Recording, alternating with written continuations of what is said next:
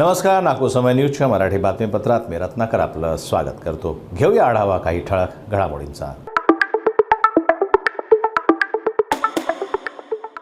महाराष्ट्राचे मुख्यमंत्री देवेंद्र फडणवीस यांनी आज पुण्यात झालेल्या संवाद सत्रात महत्त्वपूर्ण घोषणा केली। येणाऱ्या महानगरपालिका निवडणुका या महायुतीच्या स्वरूपात लढवण्यात येणार असल्याचं त्यांनी स्पष्ट केलं आहे।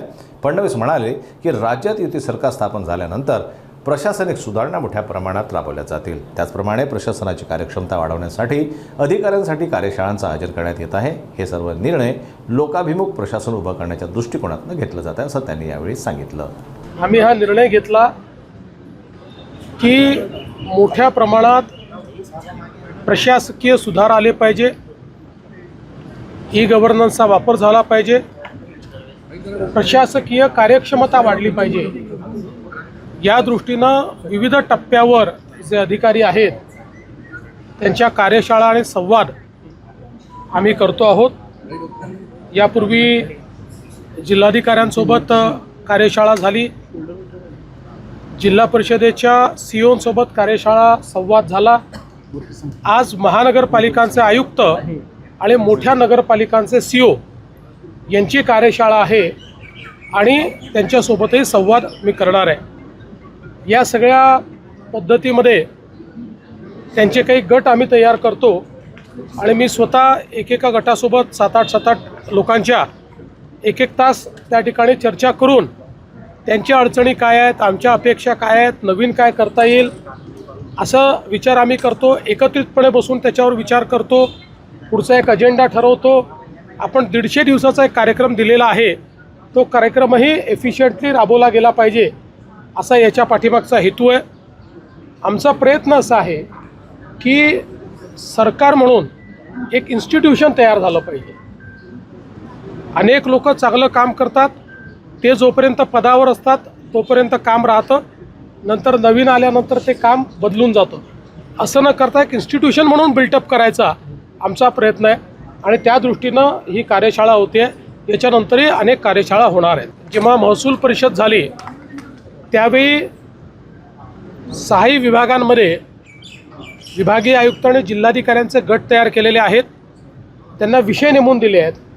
त्या विषयांवर रिफॉर्म्सचा जो अजेंडा आहे त्याचे अहवाल ते सादर करणार आहेत। तसेच गट जिल्हा परिषद सीओंचे नेमून दिलेले आहेत आणि आता महानगरपालिकांचे तसे गट मी तयार करणार आहे। कारण आपण अनेक वेळा कन्सल्टंट अपॉइंट करतो, तेही महत्त्वाचंच असतं, पण कुठल्याही कन्सल्टंट्सपेक्षा जास्त ग्राउंडचं नॉलेज हे आमच्या अधिकाऱ्यांना असतं। फक्त त्याला चॅनलाइज करण्याची आवश्यकता असते आणि म्हणून त्यांचं जे काही इन्स्टिट्यूशनल नॉलेज आहे ते संकलित करायचं आणि ते स्टँडर्डाईज करायचं। आम्ही हा प्रयत्न केला आहे की स्टँडर्डायझेशन झालं पाहिजे, मिनिमायझेशन झालं पाहिजे, म्हणजे कमीत कमी कागदपत्र लागली पाहिजे आणि ऑटोमायझेशन झालं पाहिजे। सगळ्या गोष्टी ऑटो पायलट मोडवर आल्या पाहिजेत, अशा प्रकारचा आमचा प्रयत्न आहे। मला काही फार अडचण वाटत नाही। या निवडणुका इलेक्शन कमिशननी तयारी सुरू केलेली आहे। आम्ही वेळेत या निवडणुका घेण्याचा प्रयत्न करू।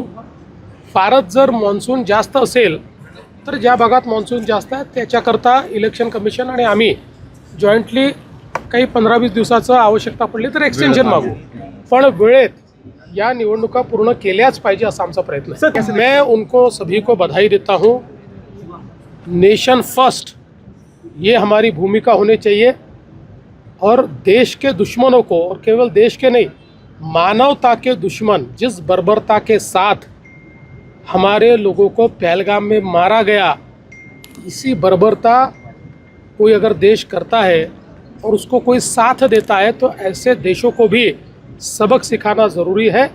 मुझे ऐसा लगता है कि अगर इस प्रकार से ऑर्गेनिकली लोगों में नेशन फर्स्ट की भावना तैयार हो रही है, मैं इसका स्वागत करता हूँ। पुण्यातल्या व्यापार पहिल्यांदा तर नेशन फर्स्ट ही भूमिका ज्या व्यापाऱ्यांनी स्वीकारली त्यांचं मनापासून अभिनंदन करतो। कारण हा केवळ भारतीयांवर हल्ला नव्हता, पहलगामला झालेला हल्ला हा मानवतेवर झालेला हल्ला होता आणि मानवतेच्या हल्लेखोरांना मदत करणाऱ्यांना नाकारणारे आमचे व्यापारी अभिनंदनास पात्र आहेत। त्यांनी काळजी करायची गरज नाही। पाकिस्तानात घुसून पाकिस्तान उद्ध्वस्त करणारा भारत आहे आणि आता तर न्यूयॉर्क टाइम्सने सॅटेलाईट इमेज सहित पाकिस्तानचं सत्य बाहेर काढलेलं आहे. भारताला नखही ते लावू शकले नाही, पण त्यांना कसं आम्ही उद्ध्वस्त केलं. त्यामुळे कोणाच्याही पोकळ धमक्यांना भीक घालण्याची आवश्यकता नाही आहे. सगळ्यांना आम्ही प्रोटेक्शन देऊ. नेशन फर्स्ट या भूमिकेवर सगळ्यांनी अडिग राहावं.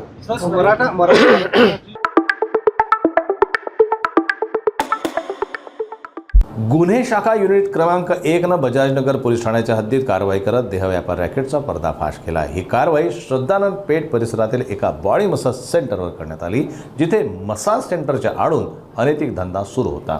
पोलिसांनी 26 वर्षीय रिजुत अली या आरोपीला घटनास्थळावरून अटक केली असून रहाणुद्दीन नावाचा दुसरा आरोपी सध्या फरार आहे. पोलिसांनी घटनास्थळी रोख रक्कम, मोबाईल फोन्स आणि अन्य साहित्य जप्त केलं आहे. पोलीस सध्या फरार आरोपीचा शोध घेत आहेत. पहलगाम हल्ल्याच्या प्रत्युत्तरात भारतानं पाकिस्तान विरोधी ऑपरेशन सिंदूर अंतर्गत जोरदार कारवाई केली.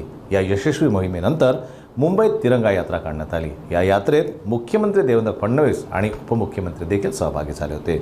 मुख्यमंत्री फडणवीस यांनी ठाम शब्दात सांगितलं, आम्ही घरात घुसून मारू आणि एकही संधी शत्रूला दिली जाणार नाही. आणि या वक्तव्यामुळे संपूर्ण देशात जोश आणि आत्मविश्वासाचं वातावरण निर्माण झालं आहे. ऑपरेशन सिंदूरमुळे भारतानं पुन्हा एकदा आपली ताकद जगाला दाखवून दिली आहे.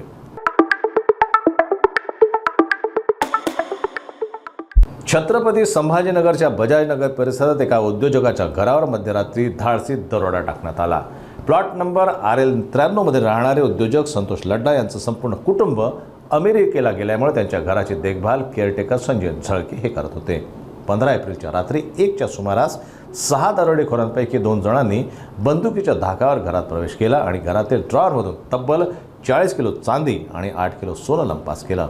या घटनेनंतर परिसरात भीतीचं वातावरण निर्माण झालं असून पोलिसांनी तात्काळ घटनास्थळी धाव घेतली असून पुढील तपास MIDC वाळूज पोलीस करत आहेत. सहाय्यक पोलीस उपायुक्त संजय सानप यांनी सांगितलंय की संपूर्ण परिसरातील CCTV फुटेज तपासले जात आहे आणि लवकरच आरोपींना अटक केली जाईल.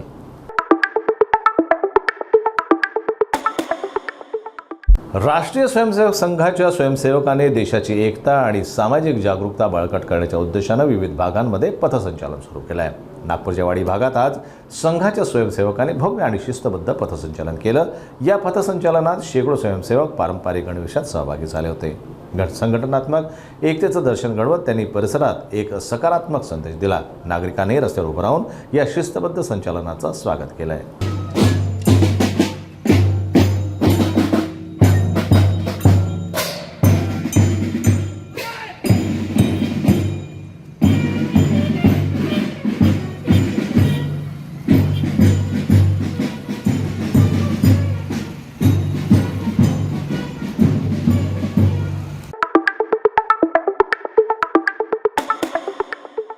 नागपूर समयच्या या मराठी बातमीपत्रात तुर्तास इतकंच. इतर अन्य जागतिक घडामोडी करता बघत राहा फक्त नागपूर समय न्यूज.